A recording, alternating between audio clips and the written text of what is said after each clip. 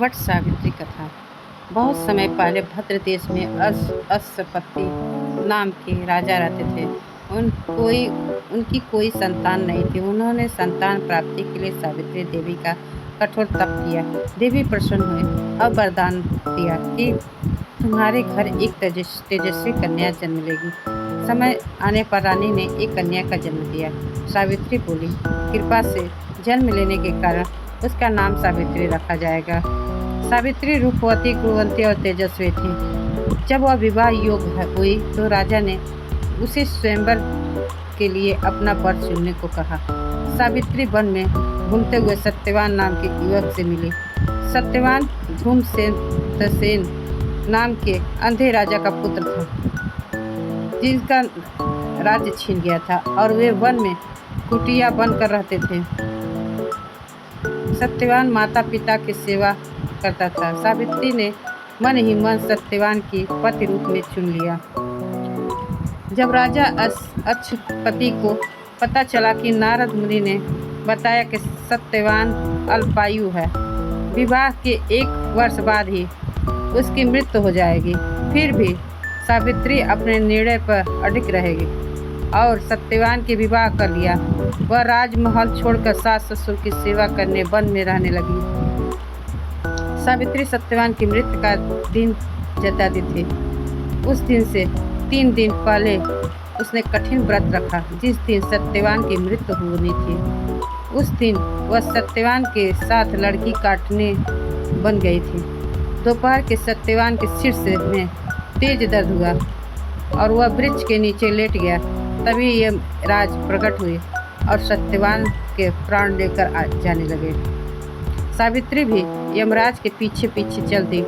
यमराज ने कहा कि पति के सिवा कुछ भी वर मांग लो, लौट जाओ। सावित्री ने पहले ही सास ससुर की आंखें और राज्य वापस मांग लिए। यमराज ने तथास्तु कहा। फिर सावित्री ने सब पुत्रों की माता बनने का वर मांगा। यमराज ने तथास्तु कह दिया। तब सावित्री बोली, प्रभु, मैं पतिव्रता हूँ, पति के बिना पुत्र कैसे हो गए। यमराज सावित्री के पतिव्रत धर्म, बुद्धि और निष्ठा के प्रसन्न हुए। उन्होंने सत्यवान के प्राण लौटा दिए और आशीर्वाद दिए कि तुम्हारा सुहाग अखंड रहेगा। उसी दिन वट सावित्री के नीचे सावित्री की सत्यवान को नया जीवन मिला। तब इसीलिए सुहागिन स्त्रियां वट की वृक्ष की पूजा कर पति की लंबी आयु की कामना करती हैं। पूजा विधि संक्षेप। सुबह स्नान कर बांस की टोकरी में 7 प्रकार का अनाज, भीगा चना, कलावा, रोली, मोली, धूप, दीप, फल फूल रख कर वट सावित्री के पास जाएं। वृक्ष में जल चढ़ाएं, कच्चा सूत्र लपेट कर 7 या 11 परिक्रमा करें।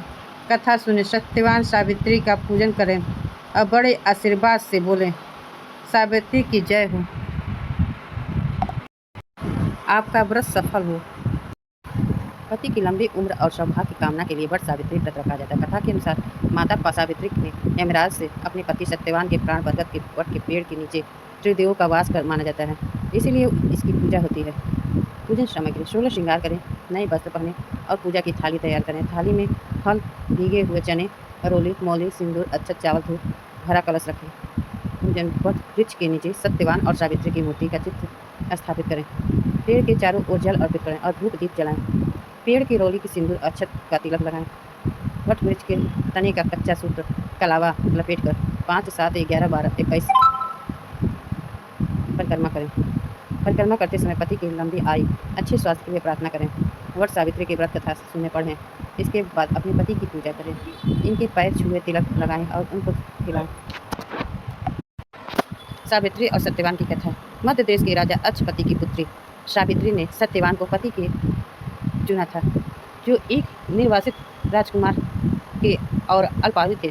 एक दिन जंगल में लकड़ी काटने और सत्यवान के प्राण निकल गए। निर्वासित राजकुमार अल्पायु थे। एक दिन जंगल में लकड़ी काटने प्राण निकल गए। यमराज उनके प्राण लेने आए थे, लेकिन पतिव्रता सावित्री यमराज को पीछे पीछे चलने लगी। उनकी पति भक्ति और बुद्धि से प्रसन्न होकर यमराज ने उन्हें वरदान मांगने को कहा। सावित्री ने अपने अंधे सास ससुर की राज और 100 पुत्रों का वरदान मांग लिया। विवश होकर यमराज को सत्यवान के प्राण लौटाने पड़े। सावित्री व्रत वृक्ष के नीचे ही बैठी थी, जहाँ उनके पति फिर से जीवित हो गए।